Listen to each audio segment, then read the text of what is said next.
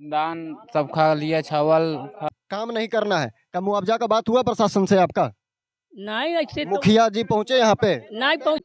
खोज रहा था, लेकिन हम लोग हाला किए तो फिर उसके बाद फॉरेस्टर यहाँ पहुंचा है, उसके बाद उसका गाड़ी पहुंचा है, उसके बाद इधर किनारे उतर गया। फॉरेस्टर के द्वारा कुछ आश्वासन। नमस्कार, जोहार। अभी अभी हम लोग रांची जिला के बुढ़मू प्रखंड के सारले पंचायत के एक ग्राम, दूर दराज ग्राम बारूबेड़ा में आए हुए हैं। यहाँ पे आप लोग देख रहे हैं कि किस प्रकार रात के अंधेरे में हाथियों का उत्पात मचाया गया। जैसा कि बताते चल रहे हैं आपको कि इस गांव में ना तो बिजली है और ना ही पुल है। उस समय आप सोचिए कि इन लोगों का स्थिति किस प्रकार दहशत में रात भर गुजरा होगा। प्रशासन के द्वारा तो 2-3 घंटे बाद पहुंचा गया, परंतु इन लोगों के द्वारा ढोल नगाड़े मसाल जला के बहुत देर तक हाथियों को रोका गया। जैसे कि आप देख रहे हैं कि यहाँ पे ध्वस्त किया गया। यहाँ पे देखिए कि किस प्रकार से पैर से धंसाया गया। उस समय सोचिए कि आतंक इन लोगों के बीच क्या रहा होगा। यहाँ पे देखिए इस प्रकार से घर को पूरी तरीक़ा से चौपट कर दिया गया है, लगभग पूरा नुकसान हो गया है। इन लोगों का जीवन गरीबी में बीतता है और उसके बावजूद यहाँ पे हाथियों का इस तरह का आतंक रहा और सरकार के द्वारा कोई कदम नहीं उठाया गया, तो इन लोगों का ऐसे ही जीवन बीत रहा है और बीतते जाएगा। एक तो यहाँ पे देख रहे हैं सरकार एक तरफ वादा करती है कि हम 100% आवास दे रहे हैं, बिजली दे रहे हैं, पानी दे रहे हैं, परंतु यहाँ पे हम तो देख रहे हैं कि ग्राउंड लेवल पर आए तो हम देख रहे हैं कि ना तो यहाँ पे किसी प्रकार का सरकारी आवास मिला है, ना बिजली है और ना पानी की सुविधा है। तो आप ही बताइए कि क्या इन लोगों का जनजीवन ऐसे ही बीतेगा कि केवल सरकारी कागजों में या फाइलों में दबकर रह गया? यहाँ पे हम जिसके घर पे आए हुए हैं उनका नाम ये खुद ही बताएंगे। ये लोग आइए बात करते हैं कि ये क्या कहते हैं। तो ये आप ही का घर हुआ? हाँ। आपका नाम क्या हुआ? खंडेसा। खंडेसा। आप संथाल समाज से बिलोंग करते हैं? जैसे देख रहे मुंडा है, संथाल नहीं। अच्छा ठीक है। तो आप बताइए कि ये जो आपका घर गिरा है ना, तो उस समय माहौल क्या था जिस समय हाथियों का? यहाँ पे तो चिड़ियाघर में हाथी आदमी देखता है उस समय डर जाता है, लेकिन यहाँ पे सबसे पहले बताइए कि हाथियों की संख्या कितना था? हाथियों का संख्या तो हम उतना अंधेरा में नहीं अंधेरा में दिखा नहीं, तो भी दिखा नहीं, अंदाजा उससे तो ज्यादा भी होगा। 14 आसपास। हाँ, आप सोचिए 14 हाथी अगर एक घर को घेरा और ये आदमी घर के अंदर हो, उस समय इसका माहौल कैसा होगा। लेकिन इनका देखिए, इनका धैर्य देखिए, इनका साहस देखिए कि ये लोगों के द्वारा मिलकर यहाँ से 14 से 15 हाथियों को भगाया गया। आप बताइए कि जब आपका घर गिरा तो लगभग केवल घर गिरा है कि और अन्न धन भी खाया गया? दान सब खा गया, ये बाहर में था दान सब, मकई सब था, आटा तो सब दिखाइए, पूरा धान उनको भी बर्बाद किया गया है। इन लोग जैसे तैसे इन लोगों का गुजर बसर होता है, लेकिन भी यहाँ पे धान चावल जितना भी अन्न रखा हुआ था सब खाया गया, नुकसान किया गया है ना यहाँ पे। अच्छा बताइए तो किस प्रकार से यहाँ पे हाथियों का हुआ और उस समय का माहौल क्या था? माहौल तो बहुत खराब था। हम लोग अकेले क्या कर सकते हैं, तो हम लोग हट गए, उसके बाद शुरू कर दिया यहाँ घर में घुसना। तो आपका जब फॉरेस्टर यहाँ पे आया उसके बाद उससे पहले आपका घर ध्वस्त हो गया था कि फॉरेस्टर से पहले? आप देख सकते हैं यहाँ पे फॉरेस्टर एक तरीका के उनको ड्यूटी है, कर्तव्य है कि इन प्रकार के जंगली जानवरों, बेजुबान जानवरों को तो पता नहीं है कि घर है कि क्या है, लेकिन उनके लिए आश्रय का व्यवस्था भी नहीं किया जा रहा प्रशासन के द्वारा। बस सरकारी रोटी तोड़ना है, कैसो करना है, जब हो गया तो कुछ काम नहीं करना है। का मुआवजा का बात हुआ प्रशासन से आपका? नहीं ऐसे तो मुखिया जी पहुंचे यहाँ पे? नहीं पहुँचाए अभी मुखिया भी नहीं पहुंचा है। कोई नहीं। सोचिए, ना तो यहाँ पे प्रशासन का आदमी है, ना नेता से जुड़ा कोई है, कोई राजनीतिक आदमी है, और इन लोगों का खुद ही के द्वारा इस प्रकार का जो किया गया, अपने धैर्य से, अपने साहस से हाथियों को भगाया गया।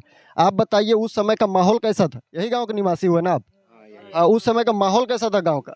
यहाँ का बहुत खराब था। अब लोग डरे, हम लोग उधर ढोल नगारा बजा रहे थे और जबरदस्ती घुस रहे थे। उसके बाद में 1 घंटा के बाद वो फॉरेस्टर पहुंचा। 2 बजे रात में फॉरेस्टर पहुंचा? हाँ, दो लगभग पहुंचा है। अच्छा। और यहाँ घुसा था कम से कम 10 बजे। यहाँ तो बिजली का कोई व्यवस्था नहीं है। बिजली का व्यवस्था नहीं है यहाँ। सरकारी कोई आदमी आया आप लोग का आश्वासन दिया कि बिजली मिलेगा या कुछ हाँ, मिलेगा, इस प्रकार का बहुत बड़ा आश्वासन? आश्वासन दिया है, कई अभी तक नहीं मिला है। बस आश्वासन है और हाँ, कुछ नहीं है, हाँ। काम ग्राउंड लेवल पे कुछ नहीं है। हाँ, और वो कहीं देते हैं तो बिजली तो आए बिल में थी कागज में, और यहाँ बिजली है ही नहीं है। मतलब कागज में बिल भी है हाँ। और ग्राउंड लेवल में बिजली नहीं है। देखिए आप लोग, कैमरामैन इन लोग को दिखाने का प्रयास कीजिए, ग्रामीण क्षेत्रों को दिखाइए, ग्रामीण जनता को दिखाइए। इस प्रकार का जनता एक तरफ कहती है सरकार की हम आदिवासियों का सरकार है, लेकिन इन आदिवासी गांव में आज तक ना बिजली है। यहाँ पे आवास तो हम देख रहे हैं कि आवास मिट्टी का आवास है, जबकि कागजों में आप देखिए कि हर तरफ 100% सभी लोगों को पीएम आवास, अबू आवास दिया गया। यहाँ पे तो ना, और हर घर नल का योजना के तहत फाइल बंद कर दिया गया, लेकिन यहाँ पे तो नल का ना व्यवस्था है, ना पानी है, ना बिजली है। तो रात के अंधेरों में जब बिजली नहीं था तो आप लोग हाथी को कैसे भगाए? मसाल बना, मसाल जला के। हाँ, उस समय आप लोग को डर नहीं लग रहा था कि हाथी उतना हाथी है? यहाँ आदमी घुसलता है तो किसी तरह वो डोल नगार का के वो हटा दिए। अच्छा, तो ये जो घर है आपका है घर? हाँ मेरा है। क्या नाम हुआ? सुमरा मुंडा। सुमरा मुंडा। तो जब हाथी आपके पास आया, इस घर को जब ध्वस्त किया, उस समय आप कहाँ थे? उस समय उधर पुराना बस्ती तरफ गए। पुराना बस्ती तरफ। हाँ। डर के मारे भाग हाँ। गए थे आप? अच्छा, तो आपका घर गिरा कि और कुछ भी नुकसान हुआ है? नुकसान भी हुआ है, धान सब खा लिया, चावल खा लिए। थोड़ा आप विस्तार से बताइए, है ना, कि हाथी किधर से आया, है ना, आपको जानकारी कैसा मिला और उस समय आप क्या कर रहे थे और क्या कदम उठाए, यहाँ से भागे, कैसे भागे, इस सब के बारे में आप थोड़ा सा विस्तार से बताइए, ताकि हमारे जनता और हमारे आदमी के पास ये चीज पहुँच सके। हमको बताया थी गांव वाला को। गाँव वाला के पास फोन आया? हाँ फोन आया, उसके बाद यहाँ बुलाने के लिए आया था। उसके बाद पूरा परिवार लेके चल गए थे वो बस्ती तरफ। वो बस्ती डर से? हाँ डर से, है ना। उसके बाद हाथी यहाँ पे आया 1 घंटा के बाद? हाँ 1 घंटा। जो एकदम पूरा चश्मदीद है ना, वो बताइए, पूरा एकदम विस्तार से हमको बताइए कि यहाँ पे हुआ एक्चुअली क्या हुआ था। यहाँ पे हुआ था, हम लोग चल गए, उसके बाद वहाँ कम से कम आदमी जुटते जुटते आवाज़ यहाँ दिया। उसके बाद हम लोग डरे मारे, फिर उसके बाद पटाखा फोड़े, सब कुछ कर दिए। हाँ, और जब आप लोग यहाँ पे आए, हाथी को भगा दिए, उसके बाद प्रशासन अपना नाम कमाने के लिए यहाँ पहुँचा। हाँ कि हम पहुँचा। आए और यहाँ से हाँ, हाथी को भगा दिए। 2 घंटे के बाद। 2 घंटा के बाद बाद। आया। आप देखिए, वो सब था। है ना, आप सोचिए जरा कि प्रशासन, जिन्हें पैसा मिलता है सिर्फ यही काम के लिए, जंगल बचाना है, जंगली जीव को बचाना है और मानव पशु संघर्ष ना हो, इसके लिए उन्हें वेतन दिया जाता है, लेकिन वो थे कहाँ पे? आप जरा सोचिए इस बात को कि वो थे कहाँ पे। और अगर उन्हें पता भी था कि यहाँ पे बस्ती है, तो वो इसे अनभिज्ञ तो थे नहीं कि यहाँ पे बस्ती है। अगर हाथी यहाँ पे प्रवेश करता, वो तो अनबुझता प्राणी है, हाथी को तो पता नहीं है कि वो मानव है, घर है कि क्या है। वो अपना रास्ता में आ रहा है, जा रहा है, लेकिन इसका दायित्व वो प्रशासन को दिया जा रहा है। लेकिन ग्रामीणों के द्वारा बोला जा रहा है कि जब हम लोग ढोल नगाड़ा मसाल के साथ यहाँ पे भगाए, उसके बाद प्रशासन अपना नाम कमाने के लिए यहाँ पहुँचा, है ना जी। उसके बाद क्या हुआ? उसके बाद वो सब आया, उसके बाद वहाँ हम लोग साथ में वो सब भगाए।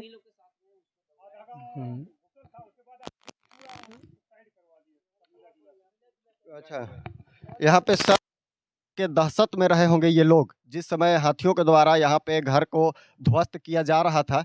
आइए हम लोग देखते हैं, ग्रामीणों से बात करते हैं कि उस समय का माहौल क्या था। ये किसका घर है? अच्छा, आपका नाम क्या हुआ? मुंडा मुंडा। तो जब हाथी आया था, उस समय आप लोग समय पता था कि कितना बजे हाथी आया था? फोन आया था सरले तरफ से, हमारे आमिर साहब जी, राजेंद्र जी फोन किए थे कि वो बोले कि नहीं, ऐसा बात है कि देखिए यहाँ मैंने हाथी के झुंड आप लोग गांव में उतरने वाले हैं पहाड़ी के क्षेत्र से। फिर हम लोग उसके बाद गांव में पूरा हम लोग चर्चा किए, एकजुट हुए। उसके बाद फिर हम लोग बोले कि चलिए कम से कम एकजुट रहेंगे, मसाल उसाल के लिए कुछ तो व्यवसाय हो जाए।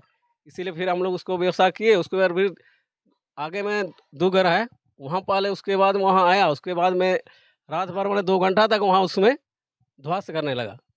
तो उसके बाद फिर हम लोग कोशिश किए कि कहीं से हम लोग का मैंने कि आए और हम लोग के लिए इस स्थिति को मैंने समाधान करें। और उसके बाद में फिर हम लोगों फॉरेस्टर लोग उसके बाद में आया, 2 घंटा के बाद में उन लोगों को भी फ़ोन करके मैंने पूछ रहा था कि मैंने हर गांव के क्षेत्र के लोग अगल बगल के मैंने इस क्षेत्र के मैंने जैसे डमारू हुआ, इधर मिणी हुआ, पताल हुआ, तो वहाँ से फिर फ़ोन आया कि बोलता है कि देखिए आप लोग के क्षेत्र में माने हाथी माने घुसने वाला है।